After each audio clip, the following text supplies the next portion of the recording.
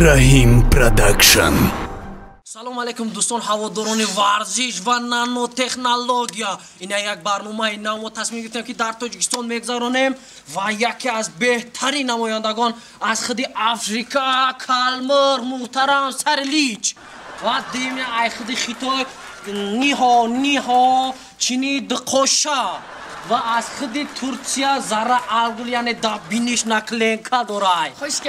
خوش کردم و از جمهوری تاجیکستان که از بهترین آدما محترم قوش تمام نمود حیوانات حشرات نگاه بین میکنه باشکم دام تاجیکی بومیان باندی تاجیکی. همه کسا خوش اومدن دوستان عزیز. این یک برنامه را سر میکنیم جراحی یعنی نانو تکنولوژیا پیشرفتی را نشون بدیم که کدام دولت در چند ثانیه جراحی را تسترک میگذرونه. چیکار کدامتون ها؟ یکم یکی سر کنیم اول مهمونا بعد آخر خودشون با تو تاجیکی را میفهمی. سر میکنیم ای خیتایو فقط تست کنم. ما تو گوی دیگه دارم بو. ای خیتایو نیها فیلیسیتاسه نگاه توی اوسه نتانیشون بده. سر میکنه ای جمهوری خیتای جراحی کردن با پاشای تاجیکی. چیکار کردی سو شرپی؟ و زینچه تا؟ زینچه؟ احسن بعد نخون کار حل شید.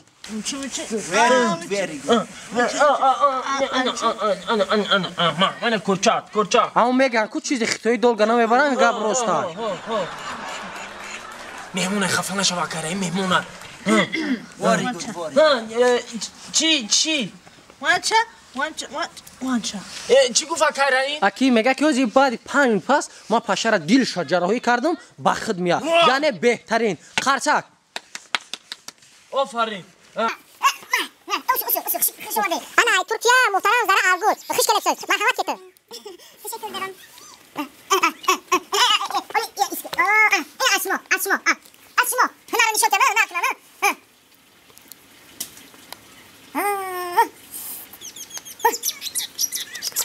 Yanzur.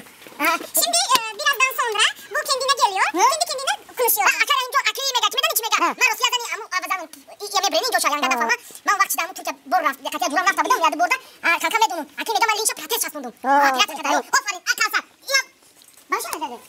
Birazdan konuşuyor. Akıyı mega kapatıyor bahşimiyor mega. Söz mesela mega. Oh behtarin ana. Good morning welcome in Africa. Let's go. İyi bak çara da sosyal hiç yaramı Welcome. ما وقتی کم ترک دیر میشود. انا جمهوری تاجیکستان محترم قوش سر میکنه مرحمت. بالا دست بالا. اوکی بالا. انا دوستان عزیز اینک پسلدنی آدم محترم خوش از جمهوری تاجیکستان جراحی را سر میکنه مرحمت کاکو. تمام. در پیشی مهمونو شرمنده نکنی. شما که ما تاجیکو هم وقت با پیشه. سی سری سال دایی کاس پومان. تست که کوبینه. اوسو. بچه خوش؟ او شرمنده کردی کو پاشه را نوزاده پرید براف کو؟ نفهمیده. نه آخی ایش جراحیش کرد ایستادی نه پاشهاش ولی با خود نیامده ای چی خیلی شد تو این پاشه را چیکار کردی؟ این پاشه را ما دست حلال کردم.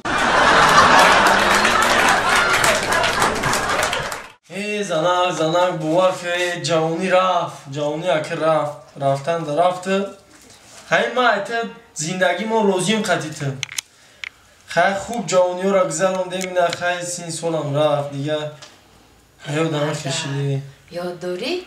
یکم روزه که در جا وا خورده بده ای نگو زنگه نگو جیگر ما میشه ای نگو ای ما این جوانی هایی که ما کدگیم این جوانی آزینه تمام دیدگی نیستن فقط در تلفن نه کرگی هیچ معنی نداره جوانی ما دستی به دست کرگی درنی باغ با پارکی دوستیش میگم که جو میگن همونجا نه دوستی خلقو بوده همونجا خیرادون یکم بار بردم ای خرسندی را موردی دکتر کشلاکی نادیده گفتن دید وایشید کو آی تاریخ شدی دیگه خرسند شدی بعد دو زواجکا فریبت کرده بوده زواجکا کو بابو بقیه خیلی لابت بچه لابتم دادی خیلی کوبا بود لاوه بود اگه جا میدونم خیلی بود در تنش لاوه نیسته خیلی جوانی گذاری بیا بچم چو کردی بیا بچم بیا بیا بچم چه چخچه داریم چه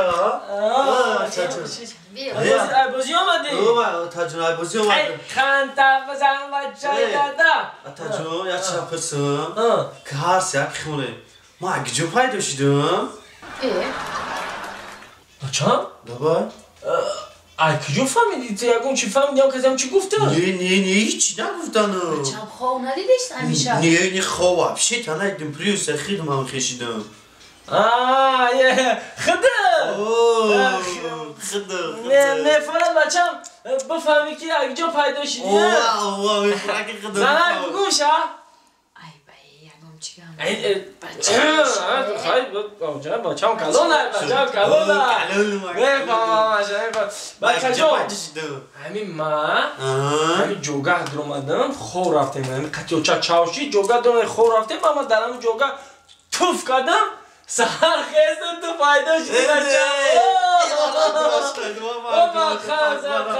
من موزیک نه موزیک بچم ای مرد ای بنا همین گپورا چوه میگی در میگو در آخ زنک او چخیلی کودک بچه 15-16 سالش ده رنگ فیلی کودک را داره ای 2 سال پس دیگه بزنه میشوه 2 سال پس 18 بزنه میشوه او سوسه فهموندن در کوریده خیلی گنده نگفتم که با مدنیت گفتم الو tam گفت کی؟ تای توف پیدا شده کمایا توف کنم خوران ساعت قیزم کن چی میشوه؟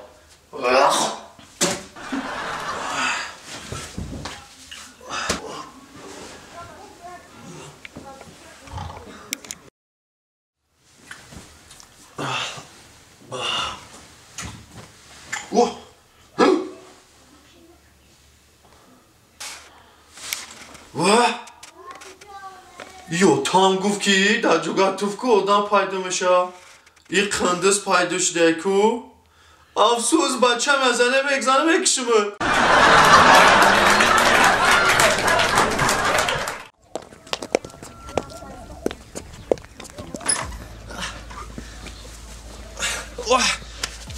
سبوک شده می رچکه خرا تویر کردی میشون چرا چیز که ینگت زده داره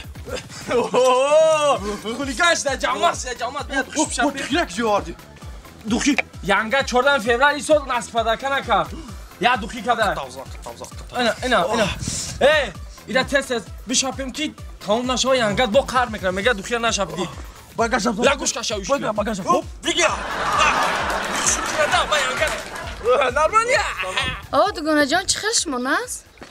میشه رحمت امی خونه بابا اومدم قشلوق به خدا این رهاشون ایقه جزیره این رهاشون هم میبینی این گی خراب این گی گاه بین در میدون به خدا 100 بارم شهر نغزه خب یک دو سه یه رو صفحه خب نگم بیا ایش با چمره میگه در قشلوقشون میکنی همین چند بار گفتم پروات نداری سور نشه ولی با پروات نشده ایش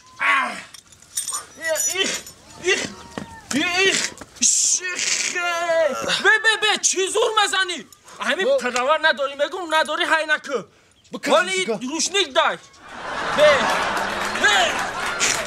انا رفتیم میریم از ینگت خطی و میخریم ولی ینگت خطی میریم چرچر میکنی رفتیم تو گید عدش کلا بچه دیر کردیم ولی میریم همه عروس ما با قرموز میکنم اوستا چوگیر های رفتیم کارو بی تر و یکا تای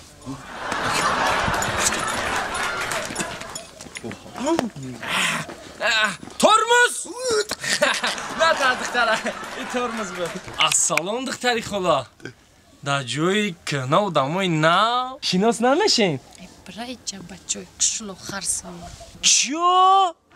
ای چی گفت؟ مگه که؟ شو بچه خرسوری قشلوق بچه‌های خرسون کشلا با فیلم خری ما را تعریف که این خری ما دقشلاق یکمه زورای گونکد یکم جدا ما تلفن ندارم خونه تونل دکجم است تو رفتن تا شناس شویم گوش که مرا برای قفای کارو بارد شد در شهر مرا صدها بچه ها گپ میزنم من پیسه نمیکنم 2 خرسوارا پسند کنم بی تو ما را بچه قشلوخی گفتم میخواندی خود چی کرتر خریده و 1000 زورش نرسیده او چی گفتی در خشر قفای ما بچه میدوان یا طرف بچه ایره یاد نبرو چیزی ارزون نایدمش همه میدوان